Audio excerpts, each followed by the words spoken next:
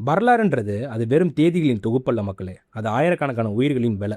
சில போர்கள் ஒரு நாட்டின் எல்லையை மாற்றும், சில போர்கள் ஒரு மன்னனின் விதியை மாற்றும். ஆனால் மிகச்சில போர்கள் தான் ஒரு நாகரிகத்தின் எதிர்காலத்தையே மாற்றும்.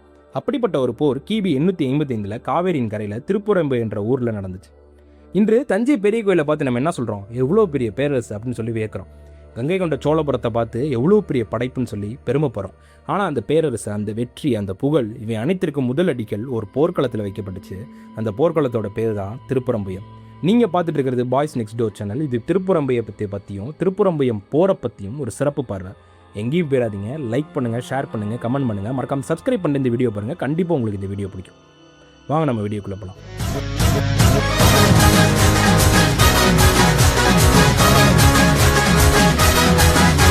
இந்த போரை பற்றி, இந்த ஊரை பற்றியும் தெரிஞ்சுக்கிறதுக்கு முன்னாடி அப்போ இருந்த தமிழகத்தோடைய நிலையை பற்றியும் நம்ம புரிஞ்சுக்கணும். ஏன்னா வாள்கள் மோதுவதற்கு முன்னாடியே அரசியல் தான் மோதும். கிபி 9ஆம் நூற்றாண்டு தமிழகம் 3 பெரிய சக்திகளாக பிரிஞ்சிருந்துச்சு. தெற்குல பாண்டியர்கள், வடக்கே பல்லவர்கள், அவர்களுக்கு நடுவே மீண்டும் மேலே முயன்று கொண்டிருந்த சோழர்கள். பாண்டிய நாட்டின் அரியணையில் 2ஆம் வரகுண பாண்டியன். அவன் வெறும் அரசன் இல்லை மக்களே, வெற்றியை தவிர வேற எதையும் ஏற்காத போர் வீரன். அவனுக்கு தெரியும், காவேரி சமவெளியை கைப்பற்றினா தமிழகத்தின் செல்வம், அதிகாரம் இரண்டுமே கைக்குள்ளே வந்துடணும். அதே நேரத்தில் காஞ்சிபுரத்தில் அபராஜித பல்லவர் ஒரு கவலையோடு வாழ்ந்துட்டு இருந்தார். பல ஆண்டுகளாக நடந்த போர்கள் பல்லவ பேரரசர் ரொம்ப சோர்வடைய வச்சிருந்துச்சு. அவருக்கும் தெரியும், இனி எந்த ஒரு போரில் தோத்தாலும் பல்லவ பேரரசு வரலாறாக மாறிடும். ஆனால் இந்த இரு பேரரசின் நடுவில் தஞ்சையில் ஒரு முதிய மன்னன் அமைதியாக அமர்ந்திருந்தார். அவரது தலைமுடி நரைச்சிருச்சு, அவரது உடல் முன்பு போல வலிமையாக இல்லை. ஆனால் அவர் கண்களில் இருந்த தீ இன்னும் அணையவே இல்லை. அவர் தான் விஜயாலய சோழர். பல நூற்றாண்டுகளாக மறைஞ்சிருந்த சோழ பேரரசை மீண்டும் உயிர்ப்பிச்சு வச்சதும் அவர் தான்.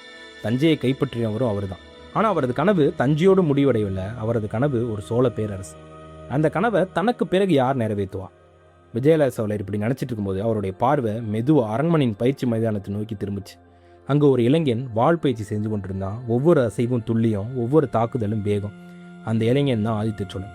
அவர் அப்போ தான் டிசைட் பண்ணார், விஜயாலய சோழர் வெறும் ராஜ்யத்தை மட்டும்தான் மீட்டார். ஆனால் அந்த ராஜ்யத்தை பேரரசாக மாற்ற வேண்டிய பொறுப்பு இனி ஆதித்தின் தோள்களில் தான் இருந்தது. அந்த நேரத்தில் ஒரு குதிரையின் குளம்பொலி அரண்மனை வாயில் அதிர வச்சது. ஒரு தூதுவர் அவசரமாக உள்ளே ஓடி வந்தார். மூச்சுரைக்கு அவர் கூறிய செய்தி தமிழகத்தின் வரலாற்றையே மாற்றப் போகும் செய்தின்னு அப்போ அவருக்கு யாருக்கும் தெரியல. அரசே, பாண்டிய படைகள் வடக்கு நோக்கி முன்னேறிட்டு இருக்கு. அந்த ஒரு செய்தி 3 பேரரசுகளும் ஒரு போர்க்களத்தை நோக்கி நடக்க வச்சது. அந்த போர்க்களத்தோட பேர் தான் திருப்புறம்புயம். அந்த மாலை சூரியன் மெதுவாக மறைஞ்சிட்டு இருந்துச்சு. ஆனால் அந்த மண்ணில் ஒரு புதிய சூரியன் உதிக்க போகிறான்றதையும் ஒரு பேரரசு மறைய போகுதுன்றதையும் யாரும் அறிந்திருக்கல. இரவு முழுவதும் இறங்கிருச்சு. ஆயிரக்கணக்கான தீப்பந்தங்கள் போர்க்களத்தை சுற்றி எரிஞ்சிட்டு இருந்துச்சு.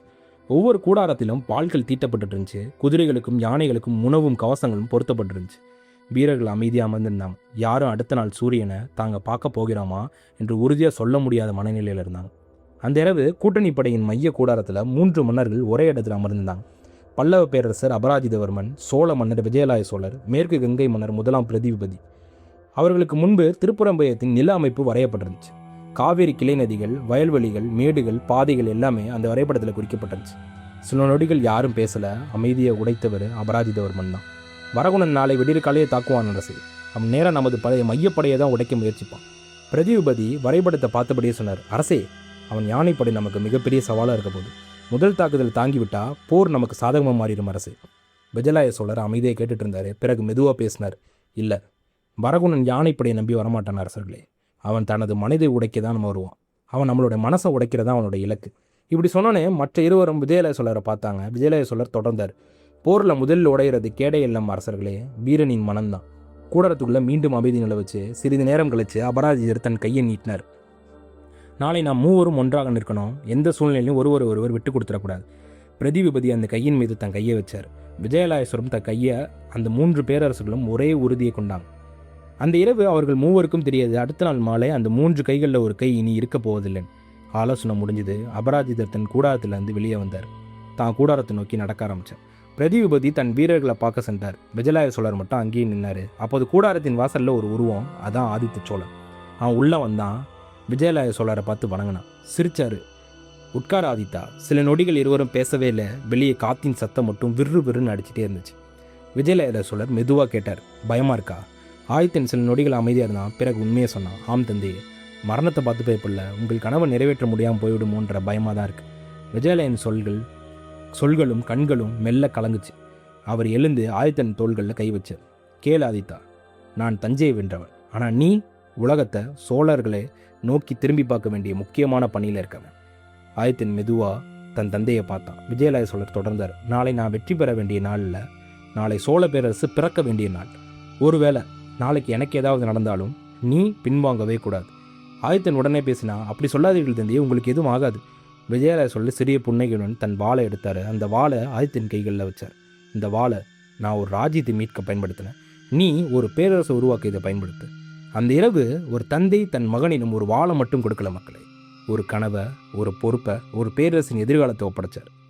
வெளியே முதல் சேவல் கூவ ஆரம்பிச்சது. விடியலும் ஆரம்பிச்சது. விடியல் மெல்ல மெல்ல திருப்புறம்பையும் மண்ணை தொட்டுச்சு. நேற்று வரை நெற்கதிர்கள் அசைஞ்ச அந்த வயல்வெளி இன்று ஆயிரக்கணக்கான வீரர்களின் காலடி சத்தத்தை தாங்கிட்டு இருந்துச்சு. காற்று அதே காற்று தான், ஆனால் இன்று மண்ணின் வாசனை மட்டும் இல்லை, போரின் வாசனையும் கலந்துருந்தது. 2 பேரரசர்களில் 3 பேரரசர்களின் விதி அந்த ஒரு காலையில் ஒரே இடத்துல நின்றது. ஒரு பக்கம் மீன் கொடிகள் காற்றில் சீறி பறந்துட்டு இருந்துச்சுன்னே சொல்லலாம். மற்றொரு பக்கம் நந்தி கொடி, அதன் அருகில் மீண்டும் உயிர் பெற்றிருந்த புலிக்கொடி. ஒரு குணம் முழு போர்க்களமும் அமைதியாக இருந்தது. அந்த அமைதி புயலுக்கு முன் வரும் அமைதி. அடுத்த நொடி போர் முரசு முழங்குச்சு. அதன் சத்தம் காவேரி கரைகளை தாண்டி எதிரொலிச்சது. வரகுண பாண்டியன் தன் வாளை உயர்த்தி, முன்னேறுங்கள், அந்த ஒரு கட்டளை போதுமானதில்லை. பாண்டிய படைகள் யானைப்பட மின்னல் வேகத்தில் முன்ன ஆரம்பிச்சு. அவற்றின் ஒவ்வொரு அடியும் பூமி அதிர வச்சுது. அதன் பின்னால் வேல்பட, அதன் பின்னால் வில்லாளர்கள். ஒரே நேரத்தில் ஆயிரக்கணக்கான அம்புகள் வானத்தை நோக்கி பாஞ்சுது. அந்த கணம் சூரியன் ஒரு கணம் அந்த அம்புகளால் மறையப்பட்டுச்சு. அடுத்த கணம் அவை கூட்டணி படையின் மீது மழையாக விழுந்துச்சு. பல வீரர்கள் போர் தொடங்குவதற்கு முன்பே மண்ணில் விழுந்தாங்க. பாண்டிய படையின் வேகம் ஒரு வெள்ளம் போல இருந்தது. அந்த வெள்ளத்தின் முன்பு பல்லவர்களின் முதல் அணிவகுப்பு தடுமாறிடுச்சுன்னு சொல்லலாம். அபராஜித் தொடர்ந்து கட்டளையிட்டார், அணிவகுப்பை கலைக்காதீர்கள், முன்னேறுங்கள் அப்படின்னு. ஆனால் பாண்டியர்களின் தாக்குதல் அதை விட வேகமாக இருந்தது. போரின் முதல் 1 மணி நேரம் முழுவதும் வரகுண பாண்டியனுக்கே சாதகமாக இருந்தது.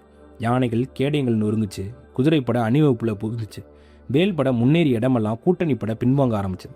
அதை பார்த்து பாண்டிய வீரர்கள் ஒரே குரலில் முழங்கினாங்க, பாண்டியம் பாண்டியம்னு. போர்க்களம் மெல்ல பாண்டியர்களின் கட்டுப்பாட்டுக்குள்ளே செல்ல ஆரம்பிச்சது. அந்த நேரத்தில் மேற்கு கங்கை மன்னன் 1ஆம் பிரதிவிபதி தன் குதிரையை முன்னோக்கி செலுத்தினார். அவர் பின்புறத்திலிருந்து கட்டளை கொடுக்கும் மன்னன் இல்லை, முன்னால் நின்று வாளை சுழற்றும் மன்னன். என்னுடன் வாருங்கள். கங்கை வீரர்கள் அவளை பின்தொடர்ந்தாங்க. அவர்கள் பாண்டிய படையின் நடுப்பகுதிகளில் மின்னல் வேகத்தில் புகுந்தாங்க. சில நிமிடங்களில் போரின் நிலை மாற ஆரம்பிச்சு. பாண்டியர்கள் சற்று தடுமாறினாங்க. ஆனால் அந்த தருணம் ரொம்ப நேரம் நீடிக்கல மக்களே. பாண்டிய வேல்பட கங்கை வீரர்களை சுற்றி வளைச்சாங்க. பிரதிவிபதி தொடர்ந்து போராடினார். ஒரு வீரனை வெட்டினார், 2வது வீரனை தாக்குனார், 3வது வீரனை தள்ளினார். ஆனால் ஒரு நீண்ட வாள், ஒரு நீண்ட வேல் அவரது கவசத்தை தொலைச்சி அவரோட உடம்பை தைச்சுது. அவர் குதிரையிலேருந்து கீழே விழுந்தார். கங்கை வீரர்கள் அவரை சுற்றி நின்றாங்க. அரசே, மூச்சு திணறபடியே பிரதிவிபதி ஒரே வார்த்தை தான் சொன்னார், நிற்காதீங்க, போர் தொடரட்டும். அவரது கை மெதுவாக மண்ணில் விழுந்தது. அந்த நொடியில் ஒரு மன்னன் வீழ்ந்தார். அவருடன் கங்கை வீரர்களின் மன உறுதி விழுந்துருச்சுன்னே சொல்லலாம். பிரதிவிபதி உயிரிழந்த செய்தி ஒரு காட்டுத்தீ போல போர்க்களம் முழுவதும் பரவச்சு. கங்கப்படம் மெல்ல பின்வாங்க ஆரம்பிச்சு. அதை பார்த்த பாண்டியர்கள் இன்னும் வேகமாக முன்னேறாங்க. அபராஜிதர் எவ்வளவோ முயன்றார். ஆனால் பல்லவ படையும் மெல்ல பின்னோக்கி நகர ஆரம்பிச்சது.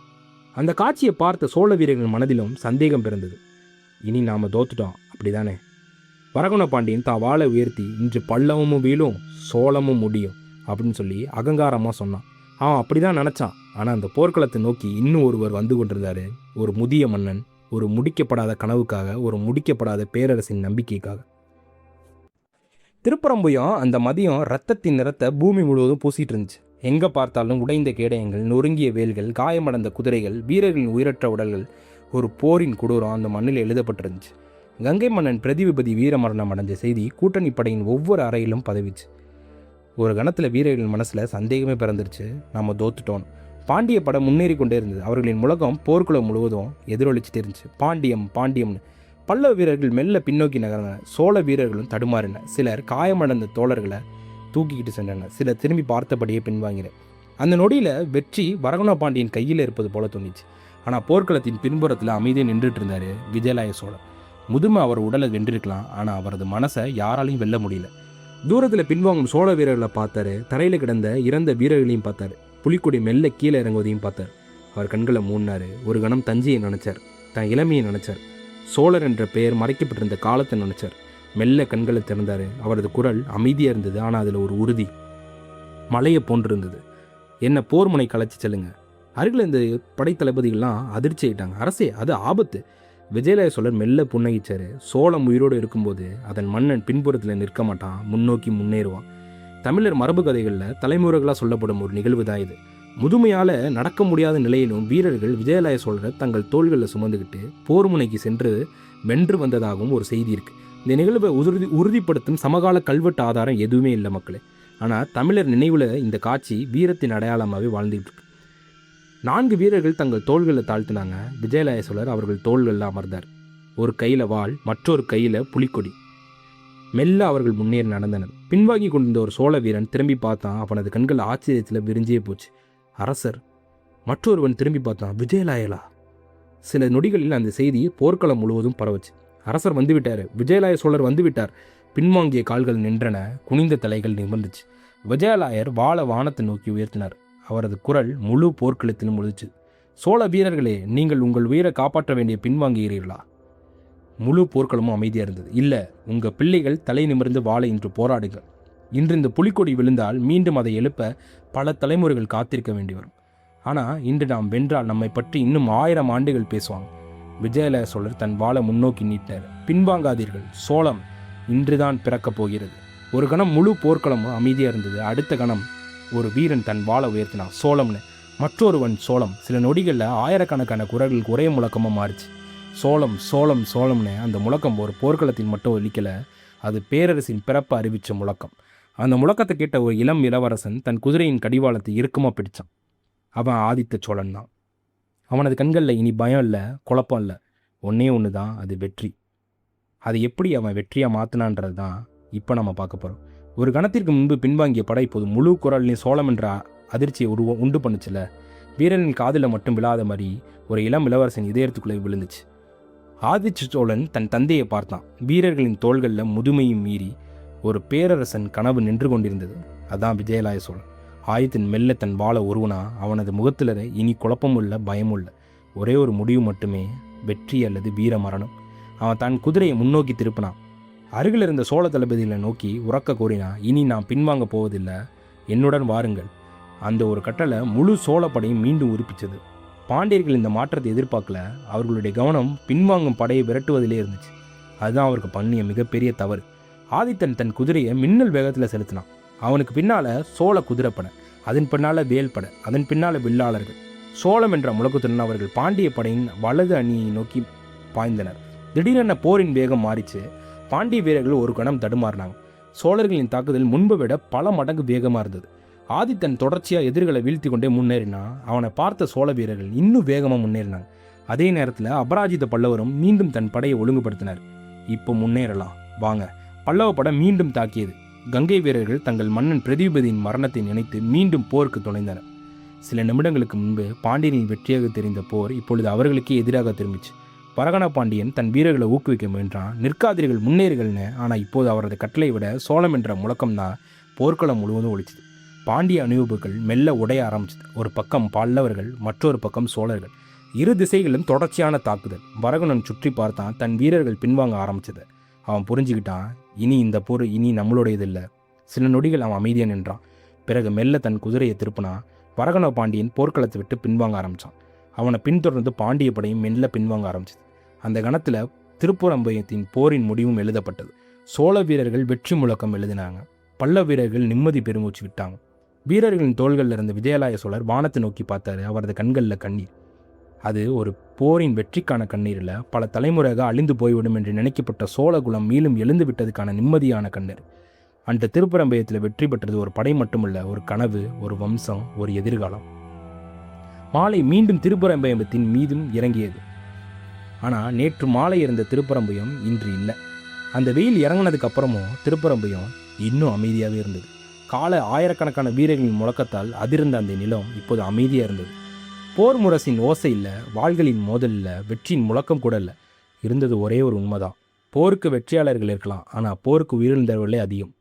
போர்க்களம் முழுவதும் வீரர்களின் உடல்கள், உடைந்த கேடயங்கள், நொறுங்கிய வாள்கள். அந்த மண்ணில் கங்கை மன்னன் பிரதிவிபதியும் ஆயிரக்கணக்கான பேரற்ற வீரர்களும் என்றென்றும் உயர்ங்கி கொண்டிருந்தாங்க. திருப்புறம்பயத்தில் வெற்றி பெற்றது கூட்டணி படை. ஆனால் அந்த வெற்றியின் விலை மிகப்பெரியது. கங்கை மன்னன் பிரதிபதி வீரமரணம் அடைஞ்சார். பல்லவர்களும் பெரும் உயிரிழப்பை சந்தித்தனர். சோழர்களும் தங்கள் தலைச்சிறந்த வீரர்களை இழந்தனர். ஆனால் வரகுண்ட பாண்டியின் தோல்வி தமிழக அரசியை முழுமையாக மாற்றிடுச்சு. அந்த போருக்கு பிறகு பாண்டியர்களின் வடக்கு ஆதிக்கம் மெல்ல குறைய ஆரம்பிச்சது. பல்லவர்கள் போரில் வென்றிருந்தாலும் அவர்களது சக்தி முன்பு போல் இல்லை. தொடர்ச்சியான போர்கள் அவர்களை பலவீனப்படுத்தியிருந்தது. அந்த நேரத்தில் அமைதியாக தன் நேரத்தை எதிர்பார்த்து கொண்டு இருந்தது சோழ நாடு. விஜயாலய சோழர் தான் கண்ட கனவை இனி தன் மகனின் கைகளில் பாதுகாப்பாக இருப்பதை உணர்ந்தார். சில ஆண்டுகள் கழித்து ஆதித்த சோழன் அபராஜித பல்லவரை தோற்கடித்து தொண்டை மண்டலத்தின் சோழ நாட்டுடன் இணைச்சார். அந்த ஒரு வெற்றி சோழர்களை ஒரு சிற்றரசிலிருந்து பேரரசாக மாற்றி முதல் படியினே அமைஞ்சிருச்சு. அதன் பிறகு பராந்தக சோழன், அரிஞ்சிய சோழன், சுந்தர சோழன், உத்தம சோழன் ஒவ்வொரு தலைமுறையும் அந்த அடித்தளத்தின் மீது ஒரு கல்லை வச்சுக்கிட்டே இருந்தாங்க. பிறகு ஒரு நாள் அந்த வம்சத்தில் ஒரு குழந்தை பிறந்தது. அவன்தான் அருள்மொழிவர்மன். உலகம் பின்னர் அவனை ராஜராஜ சோழன் அழைச்சது. தஞ்சை பெரிய கோவிலின் ஒவ்வொரு கல்லிலும் திருப்புறம்பயத்தின் எதிரொலி இருக்கு. கங்கை கொண்ட சோழபுரத்தின் ஒவ்வொரு வெற்றியிலும் திருப்புறம்பயத்தின் நிழல் இருக்கு. ராஜேந்திர சோழன் கங்கைவரம் சென்ற ஒவ்வொரு அடியிலும் திருப்புறம்பயத்தின் ரத்தம் இருக்கு. ஒரு கணம் நினைச்சு பாருங்களேன் மக்களே, அந்த திருப்புறம்பயத்தில் கூட்டணி பட தோத்திருந்தா விஜயாலய சோழனின் கனவு அங்கேயே முடிஞ்சிருக்கலாம். ஆதித்த சோழனின் எழுச்சி நடக்காமலே போயிருக்கலாம். ராஜராஜ சோழன் அதே ராஜராஜ சோழனை உருவாகியிருப்பாரா? தஞ்சை பெரிய கோயில் நாம் இன்று காணும் வடிவில் எழுந்திருக்குமா? இந்த கேள்விக்கெல்லாம் உறுதியான பதில் யாரிடமே இல்லை. ஆனால் ஒரு விஷயம் மட்டும் உறுதி, திருப்புறம்பயம் ஒரு சாதாரண போர் இல்லை, அது தமிழகத்தின் வரலாறு திசை மாறிய தருணம்னே சொல்லலாம். ஒரு முதிய மன்னனின் அசைக்க முடியாத நம்பிக்கை, ஒரு இளவரசனின் அச்சமற்ற துணிச்சல், ஆயிரக்கணக்கான வீரர்களின் தாகம், இவை மூன்றும் சேர்ந்து தான் சோழ பேரரசு என்ற அற்புத வரலாற்றை உருவாக்கியிருக்கு. நீங்கள் பார்த்துட்டு இருக்குது பாய்ஸ் நெக்ஸ்ட் டோர் சேனல். நான் உங்கள் நண்பன். இது நமது வரலாறு. இந்த வீடியோ பிடிச்சிருந்தால் லைக் பண்ணுங்கள், ஷேர் பண்ணுங்கள், கமெண்ட் பண்ணுங்கள். மறக்காமல் சப்ஸ்கிரைப் பண்ணிட்டு இந்த வீடியோக்கு உங்களோட கமெண்ட்ஸ் சொல்லுங்கள்.